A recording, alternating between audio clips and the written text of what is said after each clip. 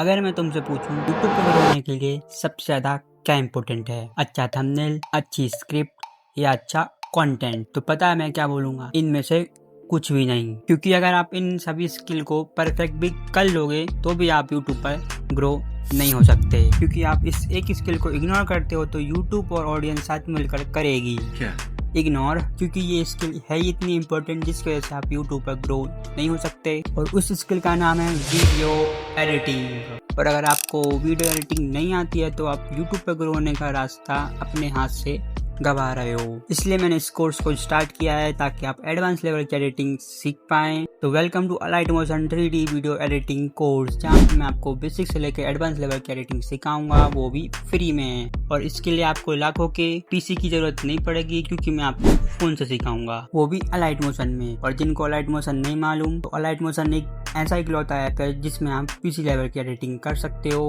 और ये ऐप आपको इजीली प्ले स्टोर पर मिल जाएगा, आप वहां से डाउनलोड कर सकते हो। और मैं आपसे रिक्वेस्ट करता हूँ कि आप इस वीडियो को पूरा जरूर देखना ताकि आप अलाइट मोशन को अच्छे से समझ पाओ। तो शुरू करते हैं बिना किसी टाइम वेस्ट किए। अलाइट मोशन को ओपन करते ही आपके सामने कुछ इस तरह का इंटरफेस दिखाई देगा। और ऊपर आपको 3 डंडियां दिख रही होंगी, तो क्लिक करने के बाद आपको कुछ ऑप्शन शो होंगे। सबसे पहला लो क्वालिटी प्रीव्यू। इसका मतलब अगर आपका फ़ोन सस्ता सा है तो आप इसे ऑन कर सकते हो, और अगर आपका फ़ोन महंगा है तो आप इसे ऑफ रहने देना। उसके बाद डिफ़ॉल्ट लेयर ड्यूरेशन। इसका मतलब है कि आप अपनी लेयर को कितना लंबा रखना चाहते हो, 2 second, 5 second, 10 second, 11 second, 12 second, जितना भी लंबा रखोगे आपकी लेयर उतनी ही लंबी होगी। एंड इसके बाद ऑडियो रीसैम्पलिंग, इसको हाई पे रहने देना, इससे ज़्यादा छेड़छाड़ नहीं करनी है। फिर बाकी सारी चीज़ें हमारे कोई काम की नहीं है। ऊपर का काम खत्म। अब बात करते हैं जरा नीचे के ऑप्शन के बारे में। तो सबसे पहले होम, एंड उसके बाद ट्यूटोरियल, जिसको आपको देखने की कोई ज़रूरत नहीं है, प्लस इसके बाद प्रोजेक्ट, यहाँ पे आपके प्रोजेक्ट रहेंगे जिस पे आपने काम किया होगा। एंड इसके बाद टेम्पलेट्स, जिसके बारे में बात ही नहीं करते हैं क्योंकि ये हमारे कुछ काम का ही नहीं है। तो ये तो हो गई बाहर की बातें। अब बात करते हैं अंदर की बातें। अरे मतलब ऐप के अंदर की बातें। उसके लिए आप प्लस वाले ऑप्शन पर क्लिक करेंगे तो आपको कुछ ऐसा देखने को मिलेगा, और आपको 2 ऑप्शन देखने को मिलेंगे, प्रोजेक्ट और एलिमेंट। तो आपको प्रोजेक्ट पर क्लिक करना है, एलिमेंट्स हमारे कोई काम का नहीं है। प्रोजेक्ट पर क्लिक करने के बाद आप यहाँ से प्रोजेक्ट का नाम रख सकते हो, जो भी रखना चाहो। जैसे मैं रख देता हूँ वीडियो एडिटिंग। एंड इसके बाद वीडियो किस साइज में बनानी है वो सिलेक्ट करना। जैसे यूट्यूब के लिए बनाना चाहते हो तो 1 नंबर पर क्लिक करना, और अगर इंस्टाग्राम के लिए बनाना चाहते हो तो 2 नंबर पर क्लिक करना। अभी के लिए हम यूट्यूब के लिए बनाना चाहते हैं तो हम 1 नंबर वाले ऑप्शन पर क्लिक करेंगे। एंड इसके बाद रेजोल्यूशन और फ्रेम रेट को छेड़ना नहीं है, वो सब सेम ही रहेंगे। एंड इसके बाद बैकग्राउंड या अपने हिसाब से रख सकते हो जो आप रखना चाहो। और फिर बिना डरे क्रिएट प्रोजेक्ट पर क्लिक कर देना। फिर आपके सामने कुछ इस तरह का इंटरफेस दिखाई देगा। इसे कहते हैं प्रीव्यू विंडो, और इसे कहते हैं प्ले एंड पॉज, और इसे कहते हैं टाइमलाइन। और अगर आप प्लस वाले ऑप्शन पर क्लिक करोगे तो आपको यहाँ पर बहुत सारे ऑप्शन देखने को मिलेंगे। सबसे पहले शेप्स, यहाँ आपको कई तरह के शेप्स देखने को मिलेंगे। एंड उसके बाजू में मीडिया, यहाँ आपकी गैलरी में जो भी होगा वो सब देखने को मिलेगा। और अगर आप ऑल वाले ऑप्शन पर क्लिक करोगे तो यहाँ आपके सारे फोल्डर देखने को मिलेंगे। और अगर आपने जिस नाम से फोल्डर सेव किया है वो आप इजीली यहाँ से सिलेक्ट कर सकते हो। एंड इसके बाजू में ऑडियो, यहाँ आपकी सारी ऑडियो देखने को मिलेगी। एंड इसके बाजू में ऑब्जेक्ट एलिमेंट्स, यहाँ आपको 3D कैमरा और नल देखने को मिलेंगे, जिसकी हेल्प से आप 3D एडिटिंग कर सकते हो। और उसके बाजू में टेम्पलेट्स, जो हमारे कोई काम का नहीं है। अब बात करते हैं साइड में जो 3 ऑप्शन है उनके बारे में। अब आपको साइड में 3 ऑप्शन देखने को मिल रहे होंगे। सबसे पहले ड्राइंग, जिसे आप नाम से समझ गए होंगे। एंड इसके बाद वेक्टर ड्राइंग, इसका यूज़ करके आप जो भी सोचोगे आप वो क्रिएट कर सकते हो। हाँ, वो भी ये बहुत पावरफुल टूल है, इसके बारे में हम नेक्स्ट पार्ट में बात करेंगे। एंड इसके नीचे टेक्स्ट, जिससे आप कुछ भी लिख सकते हो। जैसे मैं अपने चैनल का नाम लिखता हूँ, मी विथ YT। अगर आप टेक्स्ट की टाइमलाइन पर क्लिक करोगे तो आपको कुछ ऑप्शन देखने को मिलेंगे। सबसे पहले स्पीड, इससे आप अपनी वीडियो की स्पीड कम या ज़्यादा कर सकते हो। अब मान के चलो आपकी लेयर बहुत लंबी है और आप उसे छोटा करना चाहते हो, तो आप इस ऑप्शन पर क्लिक कर सकते हो, इससे आपकी लेयर छोटी हो जाएगी। अब आप देख सकते हो कि यहाँ पर खाली खाली सा एरिया दिख रहा है, तो आपको इस ऑप्शन पर क्लिक करना है, और क्लिक करने के बाद ये ऑटोमेटिकली वहाँ से उठकर अपनी जगह पर आ जाएगी। अगर आप इस साइड से कट करना चाहते हो तो आप इस ऑप्शन पर क्लिक करना, और वो उस साइड से कट हो जाएगी। और अगर बीच से कट करना चाहते हो तो इस बीच वाले ऑप्शन पर क्लिक करना।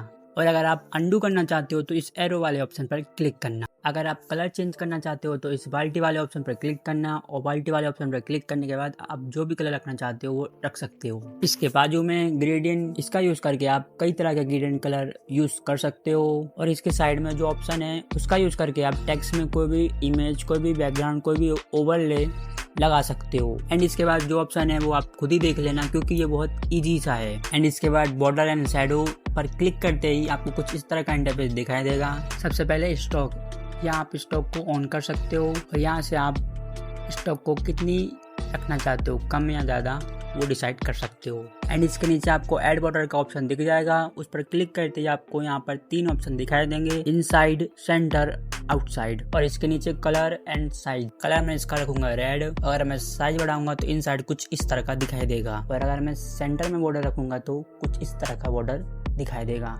और अगर मैं आउटसाइड में बॉर्डर रखूंगा तो आउटसाइड में बॉर्डर दिखाई देगा। और आप यहाँ से डिलीट भी कर सकते हैं। फिर आपको शैडो देखने को मिलेगा, इससे आप अपने टेक्स्ट में शैडो लगा सकते हो, और इसमें आपको कलर, साइज, अल्फा और पोजीशन देखने को मिलेंगे। कलर और साइज आपको पता है तो मैं अल्फा के बारे में बता देता हूँ।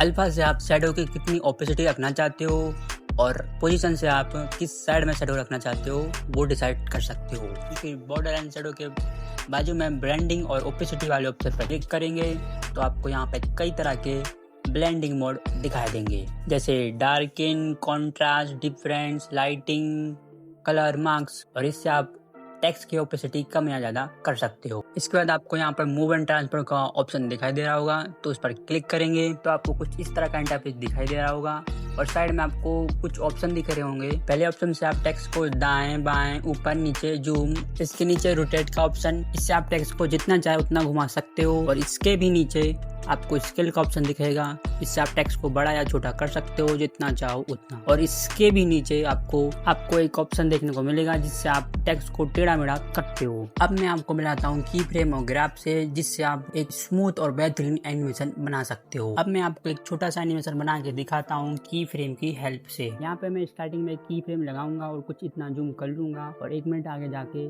जूम आउट कर दूंगा, और ऑटोमेटिक ही एक की फ्रेम लग जाएगा। और आप देख सकते हो कि हमारा एनिमेशन रेडी है, बट ये स्मूथ नहीं है। तो इसको स्मूथ करने के लिए आपको यहाँ पर ग्राफ वाले ऑप्शन पर क्लिक करना होगा, और आपको यहाँ पर 4 ग्राफ देखने को मिलेंगे। तो आपको 4th नंबर वाले ग्राफ पर क्लिक करना है, और क्लिक करने के बाद आप देख सकते हो हमारा एनिमेशन कितना स्मूथ हो चुका है। आप चाहो तो अपने हिसाब से भी ग्राफ बना सकते हो, जैसा चाहो वैसा। इसके बाद प्रीसेट, जो हमारे कुछ काम का नहीं है। और इसके बाजू में इफेक्ट, जिसको मैं अभी नहीं बताऊंगा क्योंकि नेक्स्ट पार्ट इफेक्ट से रिलेटेड होगा, जहाँ पर मैं अच्छे से एक्सप्लेन करके बताऊंगा। एक्सपोर्ट करने के लिए आपको इस ऑप्शन पर क्लिक करना होगा, और फिर आपके सामने कुछ इस तरह का इंटरफेस दिखाई देगा। आपको यहाँ पे कोई छेड़छाड़ नहीं करनी है, जैसा है वैसा ही रहने देना है। यहाँ पे आपको एक्सपोर्ट वाले बटन पर क्लिक करना है, और कुछ फिर थोड़ा लोड होगा, और फिर आपको सेव वाला ऑप्शन दिखाई देगा, उस पर क्लिक कर देना है। फिर आपकी ये गैलरी में सेव हो जाएगा। आई होप अब आपको लाइट मोशन यूज करना आ गया होगा, और अगर आपको कोई भी दिक्कत आए तो मैं कमेंट बॉक्स में जरूर बताएं। और अभी आपने लाइट मोशन को बेसिक से सीखा है, उसकी इफेक्ट के बारे में जानने के लिए इस वीडियो को पूरा जरूर देखें।